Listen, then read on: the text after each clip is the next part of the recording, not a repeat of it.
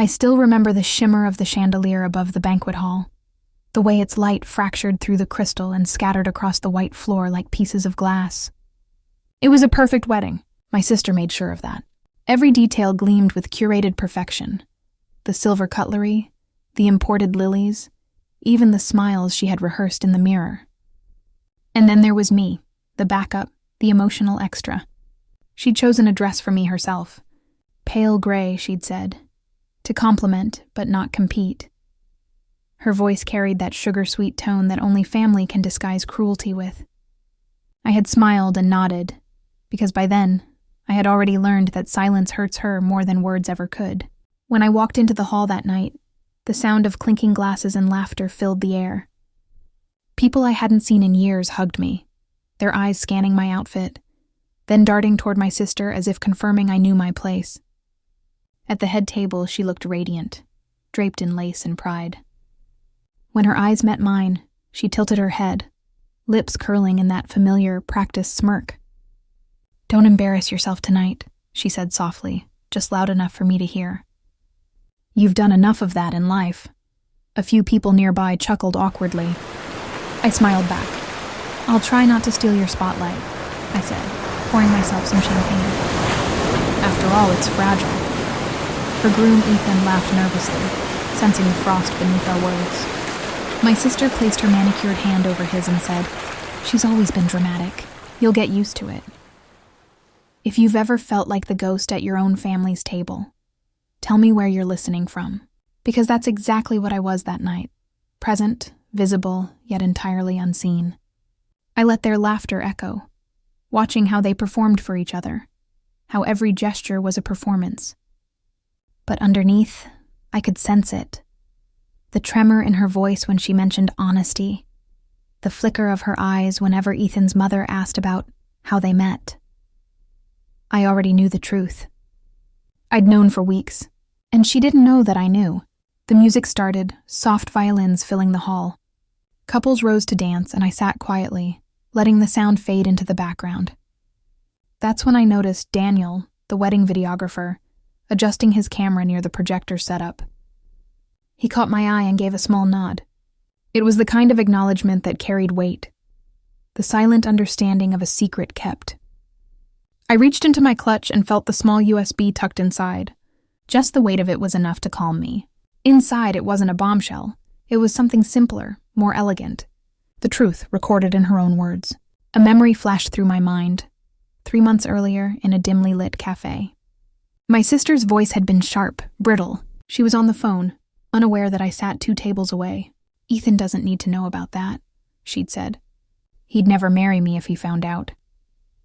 At the time, I'd thought it was just typical drama. But the next day, I received an anonymous message. A short clip, time-stamped, showing exactly what she was hiding. A business deal that wasn't hers to make, and a confession she thought was private. For a while, I didn't know what to do.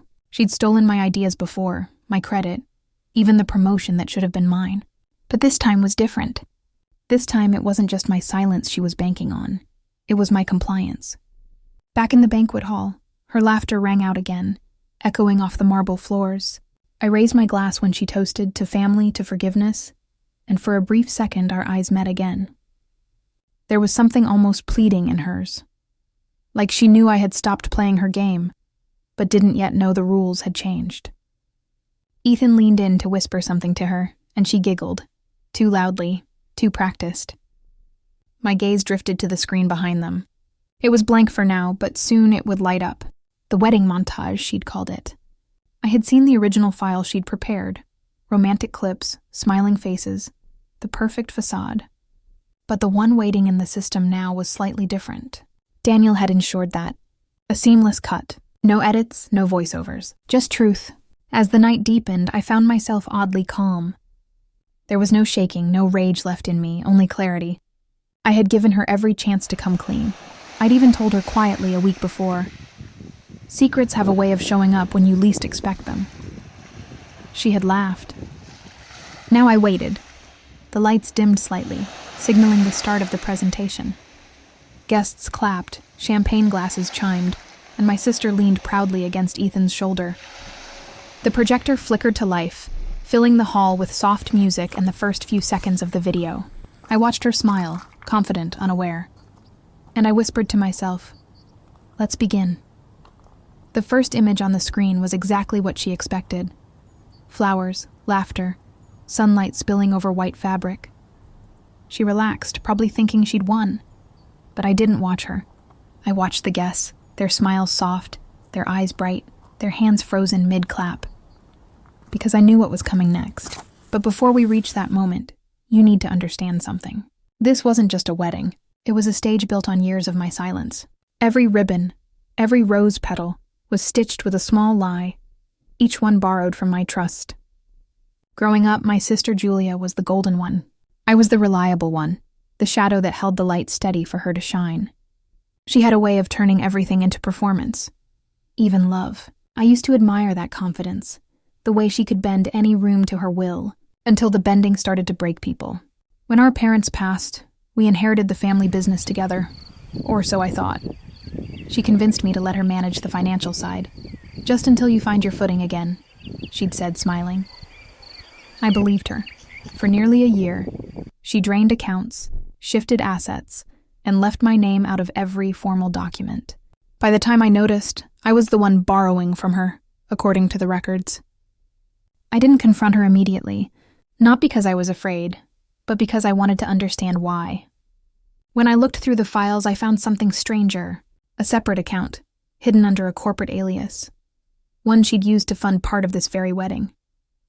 The day I discovered that, I remember standing in my apartment, holding my phone, replaying her messages over and over.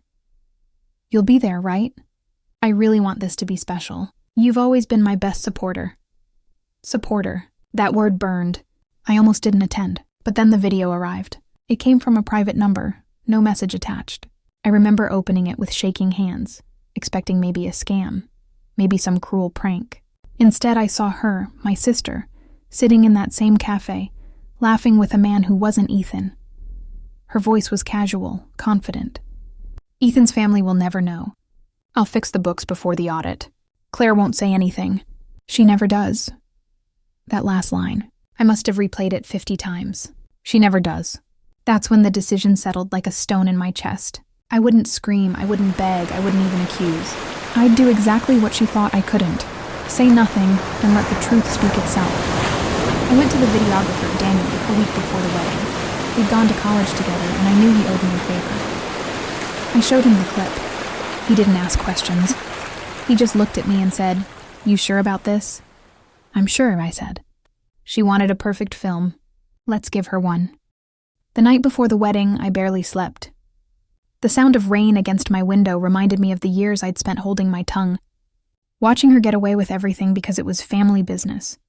But now, it wasn't revenge I wanted, it was balance. Truth, unedited, unfiltered, undeniable. So when she told me not to embarrass myself, I almost laughed. She had no idea that embarrassment was already cued, waiting behind that velvet curtain of applause. And now, as the first soft notes of the video faded, I saw it, the subtle shift. The frame cut abruptly. The music paused. The next image wasn't of roses or rings. It was of that cafe. Her voice filled the hall, bright and cruel. "Ethan's family will never know. I'll fix the books before the audit. Claire won't say anything. She never does." The room froze. Forks stopped midair. The laughter died instantly. My sister's smile twitched, faltered, and then vanished completely. Ethan turned to her, confusion hardening into disbelief. "What is this?" he whispered, his voice loud enough to carry. My sister stammered, It's fake. Claire, this is fake, right?" I didn't move. Didn't blink. The screen played on, numbers flashing, bank statements scrolling, a familiar signature repeated on falsified checks. It wasn't chaos yet. It was silence, the kind that comes before the breaking point. Someone at the back coughed. Another whispered. The only sound after that was her voice again, caught mid-sentence, confessing everything she had buried. I watched her hands shake, watched her try to rise, then stop halfway when Ethan stood. "You lied," he said. Not shouted, just said, quietly, devastatingly. Her eyes darted to me then, wide, pleading. For a moment, I almost felt something close to pity, but pity had no place here. not after years of being the invisible guest in her story. As the screen faded to black, the hall erupted, not in noise, but in the scraping of chairs, the murmurs of stunned guests, the sound of truth rearranging the air. I stayed seated calm as ever, because for once I didn't have to say anything. The truth had spoken. The sound that followed was not loud. It wasn't the chaos of shouting or broken glass. It was the quiet unraveling of a performance that had gone on too long. I watched her composure crack like porcelain under a whisper. She was trying to speak, but words failed her. Ethan's hand had dropped from hers, and the silence between them widened like a canyon. People shifted uncomfortably in their seats. The whispers began in soft ripples, then grew louder. Was that real? Someone asked near the back. Did she really say that? Julia turned toward me then, her eyes wild, pleading. But there was still that faint glimmer of arrogance, as if she believed she could twist this too, find a way to make herself the victim. She always did. Claire, she said, her voice trembling yet sharp. Tell them it's not true. Tell them you didn't do this. I didn't answer. There was nothing left to say. I simply reached for my glass and raised it slightly, as if to toast her courage for saying so much, so publicly. Her face flushed, half in fury, half in fear. You think this proves anything? She snapped, her tone rising. You've always been jealous, always wanted what I have. Ethan cut her off. Enough. His voice wasn't loud, but it carried the weight of disbelief that no one dared interrupt. I trusted you, Julia. We all did. The silence after that felt almost sacred, like the room itself was holding its breath. The only sound was the faint hum of the projector cooling down, the final flicker of light fading into darkness. It should have been the end, but it wasn't. Not yet, because she wasn't done fighting. Julia rose abruptly, the chair legs scraping against the marble floor. This was edited, she said, looking around as if the walls would defend her. Anyone can make a fake video these days. Claire's obsessed with destroying me. You all know that. Her voice cracked halfway through, and that was the moment I knew it was over. Not because of what she said, but because of the way people didn't look at her anymore. They looked through her. The videographer, Daniel, stepped forward from the corner of the room. He carried his camera with quiet confidence and spoke just loud enough to be heard. That footage came directly from her phone's backup drive. She forgot to log out when she used my system last month.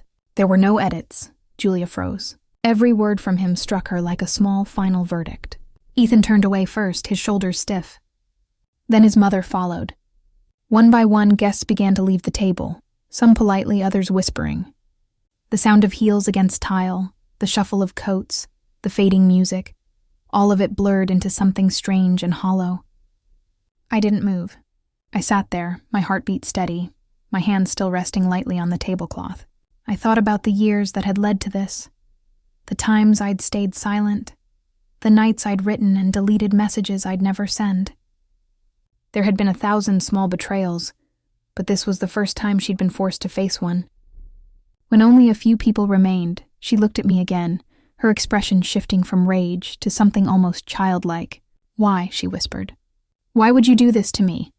I met her gaze. I didn't do this to you, I said quietly.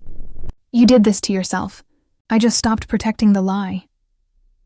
For a second, the light from the chandelier caught in her eyes, and I thought she might cry. But instead she laughed, a brittle, broken sound that seemed to echo off every empty chair in the room. Then she turned and walked out, her train trailing behind her like a shadow. When the doors closed, the air seemed to shift. Someone refilled my glass. Someone else muttered, "Good for her." I didn't need their sympathy. I hadn't done this for applause. As I sat there, I noticed the projector screen still faintly glowing, a ghostly light in the dim hall. The remote lay on the table. Without thinking, I picked it up and pressed play one more time. But instead of the cafe footage, another clip appeared, a quiet one. Julia and I, years ago, sitting on a park bench, laughing over coffee. The sky was gray, and she was teasing me about something unimportant. For a moment, my throat tightened. The memory felt too human, too soft for the wreckage left behind. I hadn't asked Daniel to include that part, but maybe he had seen something I hadn't, that even the truth has its moments of mercy. I stood, leaving the glass half full, and walked out into the night. The wind was cold, carrying the faint scent of rain. My heels clicked against the pavement, steady, deliberate. Behind me, the hall lights dimmed completely, and for the first time in years, I didn't feel like the invisible one. I was simply free. The next morning, sunlight crept across the blinds of my apartment like a quiet question. I hadn't slept. The night still clung to me. The silence, the stares, the way truth had unfolded in front of everyone like an uninvited guest. I kept replaying it, not for satisfaction, but for understanding. I wanted to find the exact moment when my heart stopped feeling heavy. It wasn't when the crowd gasped, not when Ethan walked away. It was when I realized I didn't need her to apologize. I just needed her not to pretend anymore. My phone buzzed. Dozens of messages, all from people who hadn't spoken to me in years. Some were apologies disguised as concern. "Are you okay?" Others were gossip wrapped in sympathy. "I can't believe she did that on her wedding day." But one stood out. A single message from an unknown number. "You did what needed to be done." I didn't reply. I didn't need to know who it was. Maybe Daniel. Maybe someone else who saw more than they were supposed to. Either way, it didn't matter. By evening, I learned through whispers that Ethan had called off the honeymoon. That Julia had left the hotel alone.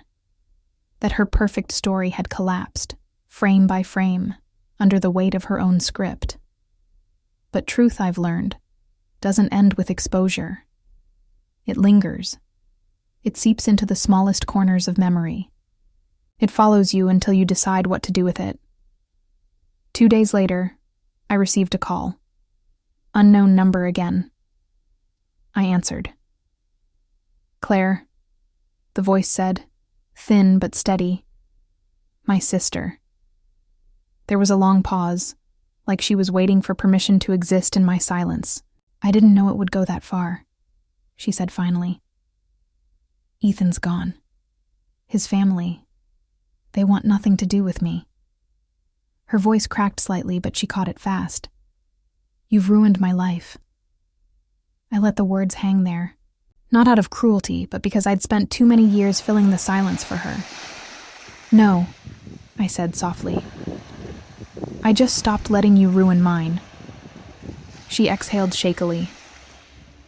"You think you're the hero in this, don't you?" "No," I said. "Just someone who stopped playing the villain in your story." There was a faint sound, maybe a sob, maybe a breath. Then she hung up. Afterward, I walked to the small cafe near my office, the same one where that first recording had been made. The same table, the same low hum of conversation. The world hadn't changed, but I had. The waitress brought my coffee, and as the steam rose, I watched the street outside blur with motion. People hurrying, laughing, living their own small dramas. For the first time in years, I felt no bitterness, only an odd stillness, like the space between two waves before they break. I reached into my bag and took out the ring she had given me years ago, a cheap silver band engraved with "Sisters Always." I'd kept it, not for love, but as proof that promises can corrode quietly when left in the dark. I set it on the table, placed a few bills beside it, and stood to leave. On my way out, I caught my reflection in the cafe window. I looked the same, but there was something different in my eyes. Clarity, maybe, or something close to forgiveness. That night, I walked past the old family house. The windows were dark except for one upstairs light, her room. I wondered if she was awake, replaying it all the way I had. I hoped, in some small way, she understood. That it wasn't about revenge. It was about truth demanding to be seen. As I turned to go, a flicker of movement caught my eye. The curtain shifted. A silhouette appeared for a moment, then disappeared again. Maybe she saw me. Maybe she didn't. I whispered into the cold night, more to myself than to her. "We're even now." Then I left, not looking back. And for the first time in a very long time, I felt something I hadn't expected. Not triumph, not vindication. Peace. Weeks passed before I realized how quiet life had become. The noise that used to follow me, her laughter echoing in memory, the weight of unspoken words, had finally faded. I didn't notice when it left. It slipped away gradually, like the hum of a refrigerator you only hear once it stops. The morning light through my window felt different now, softer somehow. I'd started leaving it open, letting the sound of the city blend with the wind. People still whispered about what happened, colleagues, distant relatives, but their curiosity didn't bother me anymore. I wasn't their story to dissect, not anymore. One evening I received a letter. Not an email, not a message, an actual envelope with my name written in Julia's handwriting. I stared at it for a long time before opening it. Inside was a single page, creased from how many times she must have folded and unfolded it. Claire, I don't expect you to forgive me. I wouldn't if I were you. I just wanted you to know I've been thinking about everything, about us, about how easy it was to mistake your silence for weakness. You were never weak. I was just too loud to notice your strength. I'm leaving town for a while. Maybe I'll figure out who I am without the lies. I hope one day you find it in yourself to remember the better parts of me. Not for me, but for you. Julia. There was no return address, no plea for sympathy. Just a small photo tucked behind the letter, one I didn't know still existed. It was from our childhood. We were sitting on the front porch, sharing a melted popsicle, both of us grinning, her hand on my shoulder. Before ambition, before betrayal, before all the noise. For a long time, I sat there, tracing the edges of the photo with my thumb. My first instinct was to tear it in half, but I couldn't. Not out of forgiveness exactly, but because even truth, when finally faced, doesn't erase everything that came before. Some things just change their shape. I placed the photo inside my journal and closed it. That night, I slept for the first time without dreaming. Months later, I visited the courthouse to finalize the transfer of our parents' old property. The clerk, a soft-spoken woman with silver hair, recognized the name. I heard about what happened, she said carefully, her tone kind. Family can be complicated. I smiled faintly. That's one word for it. She nodded and handed me the final document. At least it's done. Outside, the air was cool and bright. The city was alive again, full of people carrying invisible stories of their own. I passed a florist and, on impulse, bought 2 white lilies. I took them to the old family house, the one that used to echo with our arguments and laughter, and placed them on the porch steps. Not as an offering, not as an apology, but as a simple acknowledgement that what once was real. As I stood there, I realized the strange symmetry of it all. For years I'd carried her betrayal like a wound, sharp and defining. But now, it felt more like a scar, something that didn't hurt anymore, only reminded me of where strength begins. I took a deep breath, the scent of lilies mingling with the faint trace of rain. Somewhere in the distance, a train passed, a low hum that felt like closure. People often think justice ends with exposure, that truth itself is the destination. But it isn't. Justice is quieter. It's waking up one morning and realizing the past no longer dictates the rhythm of your heartbeat. As I turned to leave, the wind lifted the edge of my coat, brushing against my hands. The world felt weightless again, and for the first time, I didn't think about her voice or her shadow. I only thought of the line I'd once heard, years ago, and finally understood now. Sometimes peace isn't found in silence. It's found in the courage to speak once, and never need to again.